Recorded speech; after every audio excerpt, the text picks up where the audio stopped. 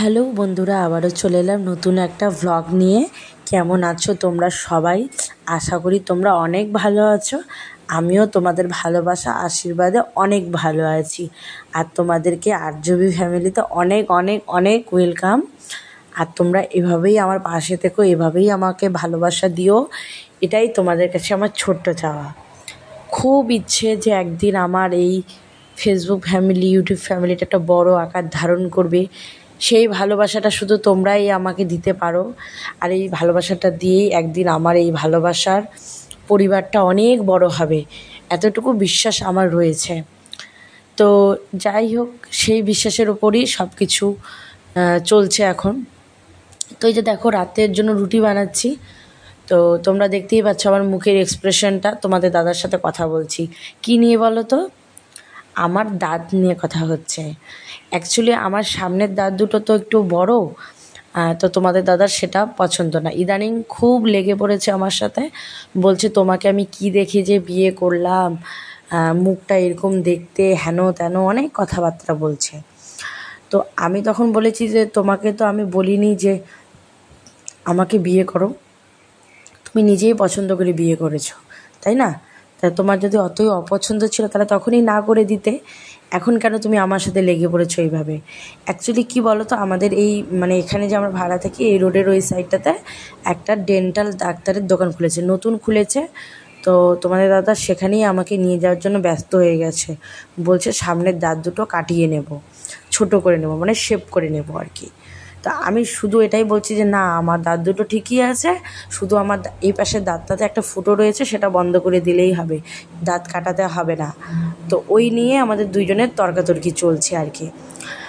তো ইদানিং তো সে মশাই আমাকে খুব অপছন্দ করে, কথায় কথায় বলে কী দেখেছি তোমাকে আমি বিয়ে করলাম, মোটা মোটা হেন তেন অনেক কথাবার্তা বলে।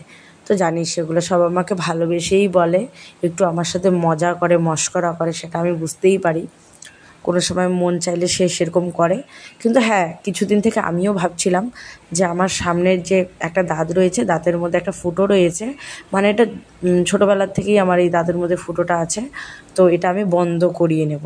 কিন্তু তোমাদের দাদারা আবার সেটা না, সে আবার বলছে দাঁতটা হচ্ছে ফুটোটা নয়, বলছে যে সেটা বোঝা যায় না, অসুবিধা নেই, তোমার দাঁত দুটো আমি আর দাঁতগুলোর সাথে শেপ করিয়ে নেব, মানে এক লেভেলের সব করে নেব। তো এই নিয়েই আর কি আমাদের দুজনের কথা চলছে। দেখা যাক সেটা হচ্ছে কি না, অবশ্যই তোমাদের সাথে শেয়ার করব। যেটাই হয় না কেন তোমাদের সাথে সবটাই শেয়ার করি, তো এটাও করব। তো ওইদিকে দেখো কয়েকটা রুটি রয়েছে, রুটিগুলো বানানো প্রায় হয়ে গেছে। আর ওদিকে দেখো মাম্মাম বই পড়তে বসেছে। ওই বইগুলো হচ্ছে ম্যাগি দিয়েছে ওকে এমনি পড়ার জন্য। মানে পাশের রুমে যে দিদি, ম্যাগির মা, ওই দিদি বলেছিল যে মাম্মামকে দিয়েছিল আর কি। তো কোনো সময় মাম্মাম কিন্তু বইগুলো নিয়ে বসে, তোমাদের দাদাও পড়ায়, কোনো সময় আমিও পড়াই, মানে যখনই ওর মন চায় তখনই ও পড়ে আর কি। তো এদিকে তোমাদের দাদা শুদ্ধ ও বইগুলো নিয়ে বসেছে, এটা ওটা ছবি দেখছে, তোমাদের দাদা ওকে বুঝিয়ে দিচ্ছে অনেক রকম, মানে মানে স্বাভাবিকভাবে বই নিয়ে বসলে যা কিছু হয় সেগুলোই আর কি করছিল।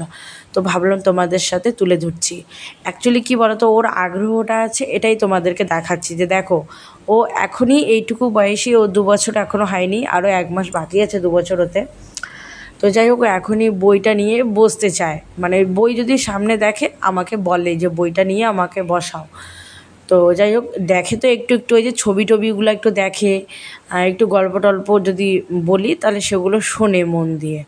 তো এই আর কি। তো তোমার দাদা ওকে নিয়ে বইগুলো পড়াচ্ছিল, আর আমি ওদিকে রুটিটা প্রায় হয়ে গেছে করা। তো আমি মামামের খাবারটা রেডি করব। রুটিটা হচ্ছে জলের মধ্যে ভিজিয়ে রেখেছি, আজকে রাতে ওকে দুধ রুটি দেবো। ওইদিকে হচ্ছে তোমাদের দাদা যেদিকেই যায় মাম্মাম পিছে পিছে চলে যায়, ওই যে দেখো। মানে অ্যাকচুয়ালি কী বলো তো, চোখ হারাতে চায় না তোমাদের দাদাকে মাম্মাম, এক মুহূর্ত চোখ হারাতে চায় না। সারাদিন তো দেখে না, না এই এতটুকু টাইম দেখে, তো একদম মানে এরকম করতে থাকে। তো এই যে দেখো, বই পড়তে পড়তে হঠাৎ করে টুপির ছবি ছিল, তো তোমাদের দাদা বললো যে এটা টুপি, ক্যাপ, তো এই যে পরিয়ে দিয়েছে, সেটা নিয়েও মজা করছিল, ভীষণ খুশি।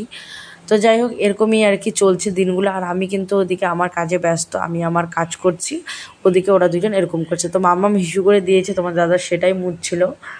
তো এগুলো ঘরে না সঙ্গে সঙ্গে যদি হিসু করলে না মুছে দেওয়া যায় না, পরে না বোঝা যায় না, সাদা ঘর তো কখন পিছলে পড়ে যাব, মানে এরকম 2-4 বার আমার সাথে হয়েছে, আমি নিজেই পড়ে গেছি।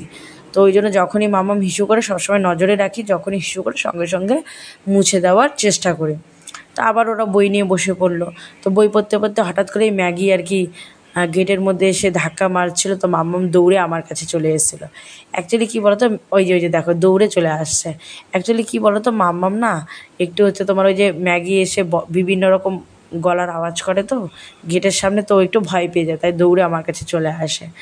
তো ওই যে ম্যাগি চলে এসছে, এবার মাথার মধ্যে ম্যাগি যেহেতু একটা কাপড় বেঁধে এসছে, এখন মাম্মামকেও সেটা লাগে, তোমাদের দাদাকে সেটাই বলছে, ওই যে দেখো বলছে যে আমাকেও এটা পরিয়ে দাও। তো তোমাদের দাদা প্রথমে মাথার মধ্যে ওকে টুপিটা পরিয়ে দিল, তারপরে ওর সেটা পছন্দ হলো না, ওকে একটা কাপড় দিয়ে বেঁধে দিতে হবে। তারপরে তোমাদের দাদা আবার কী করেছে, আমার একটা স্কার্ফ টাইপের ওড়না ছিল, সেটা দিয়ে মাথার মধ্যে বেঁধে দিয়েছে। তো দেখো মানে অ্যাকচুয়ালি কী বলতো, যা ম্যাগিকে করতে দেখে ও তাই করতে চায়, মানে সব মানে ম্যাগি কী ভালো হোক মন্দ হোক ভুল হোক ঠিক হোক যেটাই করে না কেন, ও সেটা দেখে সেটাই করতে চায় এরকম। তো তোমাদের দাদাকে বলছিল যে এরকম এরকম করে দিতে আমাকে, তো এই দেখো কি হাসছিল। তারপরে যাই হোক প্যান্ট পরবে বলছে, প্যান্ট পরে ওরা বাইরে যাবে, মানে ম্যাগি ওকে ঘরে আসলে প্যান্ট পরে ঘরে বাইরে যেতে বলে। তো তোমাদের দাদা ওকে প্যান্টটা পরিয়ে দিতে নিল, তো দেখলো যে এটা প্রথমে জামা নিয়েছে, তারপরে আবার রেখে দিয়ে প্যান্ট পরিয়ে দিচ্ছে।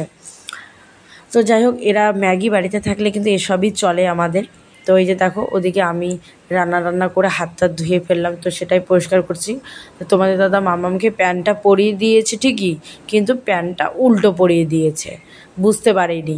তারপরে পরে আমি আবার সেটা ঠিক করে পরিয়ে দিলাম, দেখিয়ে দিলাম। তো এই যে দেখো পরিয়ে দিচ্ছে, একদম বুঝতে পারিনি। আর মামাম না ঘরে থাকে, তাই আমি লেংটু করেই ওকে রাখি, কেন বলো তো, গরমের দিন তো, আর ও না ঘরের মধ্যে থাকলে, মানে ঘরের মধ্যে তো সেরকম কেউ থাকে না, আমি একাই থাকি, আর রাত্রেবেলা তোমাদের দাদা বাড়িতে থাকে, এই আর কি। আর বাইরে গেলে সবসময় প্যান্ট পরাই, তাই যদি কোনো কারোর কেউ কিছু মনে করো না, এটাই বলবো। যাই হোক আমাদের কিন্তু এইভাবেই দিনগুলো পেরিয়ে যাচ্ছে, ওদের সাথে সুন্দর সুন্দর মুহূর্তগুলো কাটাচ্ছি। কোনো সময় রাগ হয়ে যায়, কোনো সময় মানে কষ্ট পাই, কোনো সময় খারাপ লাগে, বকা দেই, রাগ দেখাই, মানে বুঝতেই পারো সারাদিন ওকে নিয়ে থাকি, তো একটু তো মন মেজাজ এদিক ওদিক থাকবে, তাই না? সবসময় তো আর মানুষের একরকম মন থাকে না, এই আর কি। তো চলো বেশি আর ব্লগটা বাড়াবো না, যারা নতুন দেখছো অবশ্যই চ্যানেলটি সাবস্ক্রাইব করে দিও, আর অবশ্যই একটা লাইক করে দিও, ভালো লাগলে কমেন্টস করবে, খুব ভালো লাগলে শেয়ার করে দিও, এটাই বলবো। চলো সবাইকে গুড নাইট বলে আজকের ব্লগটা এখানেই শেষ করছি। সবাই ভালো থেকো, আর অবশ্যই আমার পাশে এভাবে থেকো, আমাকে সাপোর্ট করো, আমাকে ভালোবাসা দিও। তোমাদেরকেও অনেক অনেক ভালোবাসা জানিয়ে আজকের ব্লগটা এখানে শেষ করে দিলাম।